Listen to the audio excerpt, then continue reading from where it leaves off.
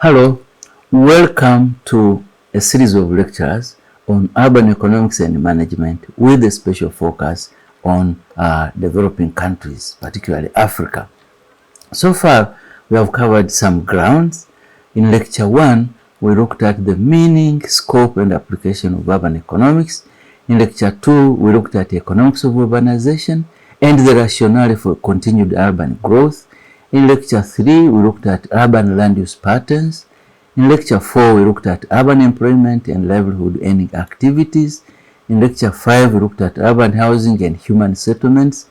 In lecture 6, we looked at urban housing, comparing owning to renting. And in this lecture 7, we are looking at elements of housing finance. At the end of this lecture, you will understand the meaning and the dimensions of housing finance. You will know the importance of housing finance in an economy. You will master the basic principles of mortgage finance. You will know what microfinance for housing is. You will learn the advantages and disadvantages of incremental housing construction with a number of examples. You will appreciate the impediments to institutional housing finance in developing countries. What is housing finance?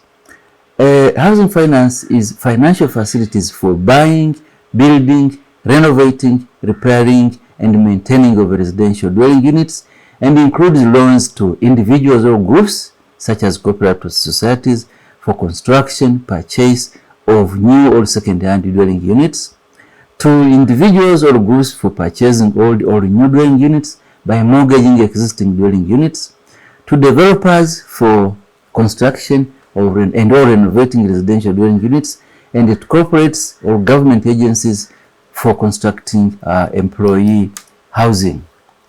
Why do you really have to have institutional housing finance in place? There are a number of reasons. One, housing is quite expensive, so it is impossible to pay for it fully in a short time. Constructing housing over a very long period means tying up capital unused for years and is costly. House construction can improve social welfare, the economic performance, and civic responsibility, so you need it now. Housing finance helps creating orderly urban growth. The poor could be filtered out of house ownership if there are no financial facilities to assist them. And housing finance may help reduce corruption. Housing is a social merit good which needs to be encouraged.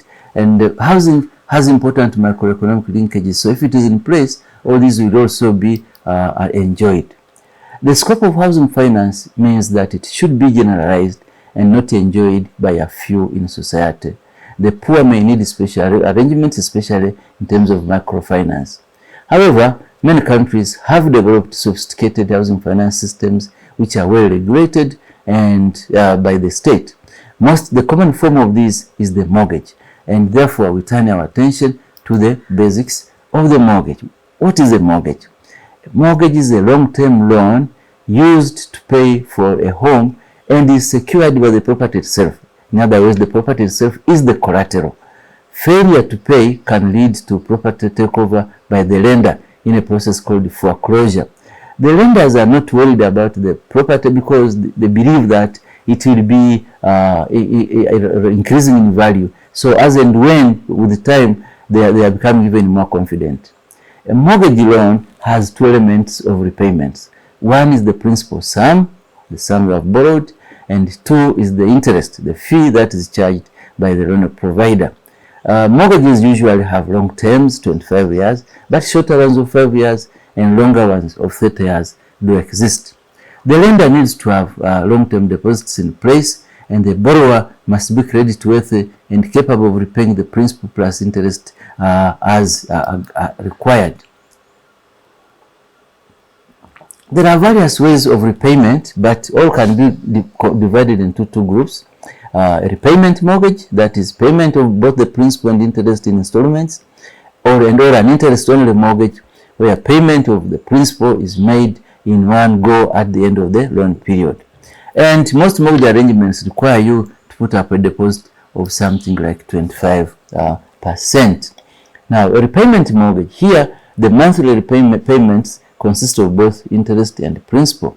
In the early years, repayment is mainly interest, but towards the end, repayment is mainly the capital borrowed. The advantage of this is that you know exactly what you owe. The disadvantage is that you cannot benefit from the mortgage, because this is a huge sum of money which you could, if you are clever enough, you can use it to your benefit.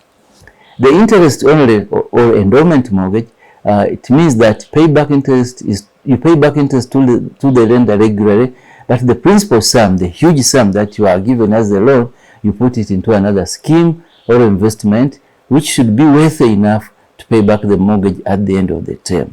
You therefore buy an endowment, like investing money in the stock exchange, and hope it grows to repay the mortgage and even more in the future. So this is the risk from which you can benefit, but you could also lose and possibly lose the house itself. The common types of mortgage are based on the interest, the way the interest is to be paid. You have variable rate mortgages, fixed rate mortgages, capped rate mortgages, discount mortgages, low start mortgages, cashback mortgages, flexible mortgages.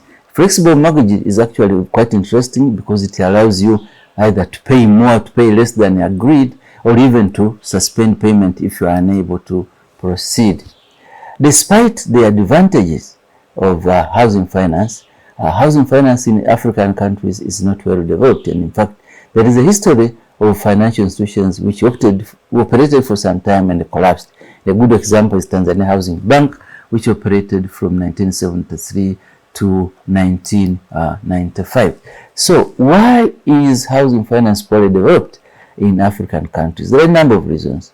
The low level of financial literacy among the population, the low and uncertain incomes disqualifying the majority from taking long-term loans, poor loan servicing culture, where a loan is equated to income, the high cost of managing loans, high structural risks which result into high interest rates, poor underwriting system, slow judiciary, and poor land delivery system, with much of the property being in unplanned and unserviced areas.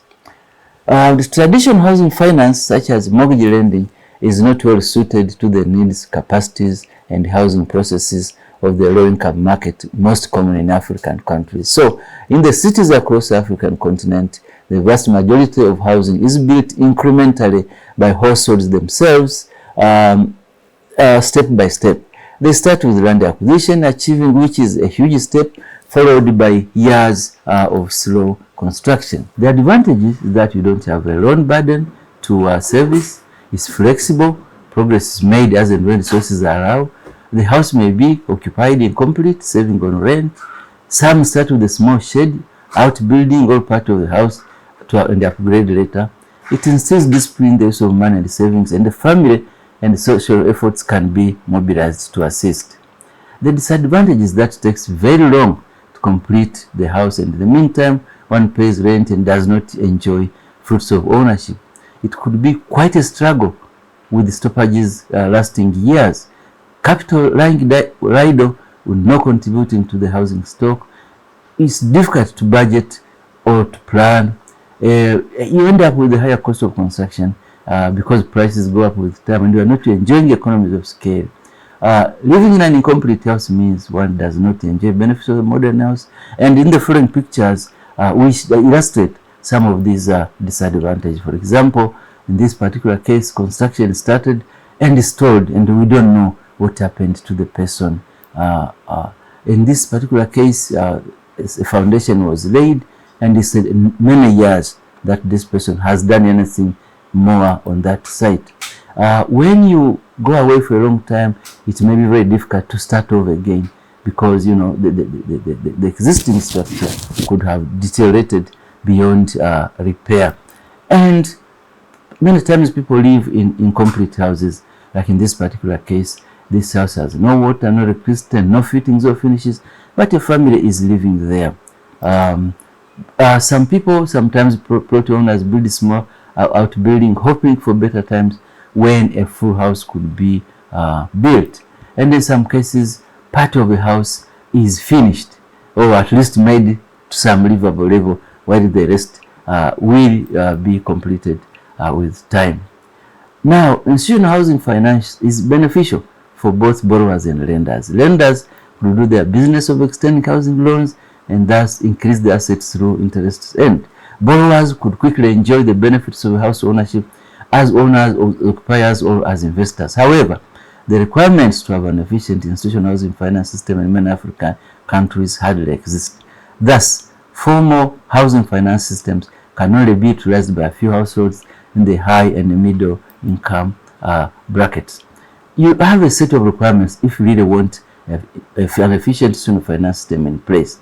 You need a stable national macroeconomic status, long-term finances, an efficient land delivery system, an efficient judiciary, improved status of would-be borrowers so that they are bankable, a fast housing delivery systems, a dynamic insurance system, property developers and standardized houses, improved regulation of professional services like accountants, valuers, and estate agents, and special arrangements for low-income households, particularly microfinance for housing.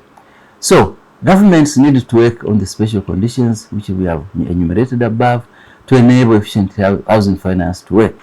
Existing financial institutions could therefore be enabled to actually have housing finance as a product. The situation where people struggle for years to put up shelter on an individual basis is inefficient. Putting in place institution of housing finance goes hand in hand with having in place a national housing policy, housing institution, and house delivery processes. It is my hope that whether you're a policymaker, whether you're an academician, whether you're a researcher, whether you're a politician, whether you're an ambitious household looking forward to owning a house, or whether you're a financial institution looking forward to lending, you have gathered insights into what housing finance is and how you can relate with it. I trust as well that you like this series of videos, so please do subscribe to my channel, like this video, and let us get your comments so that we can improve. See you next time.